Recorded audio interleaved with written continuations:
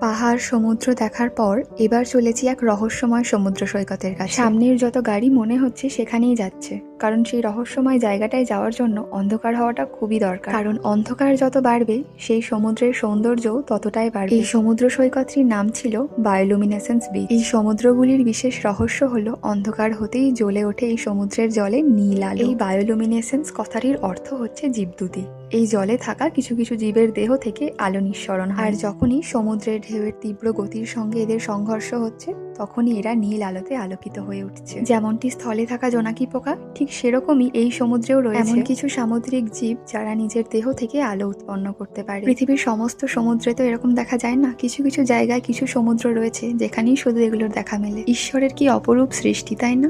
চলো, ঘোরাঘুরির পর্ব আজ আমাদের এখানেই শেষ হচ্ছে। খুব ভালো কিছু অভিজ্ঞতা হলো আজ। আর ঘোরাঘুরির শেষে এটা ছিল সেদিনের রাতের স্পেশাল খাবার।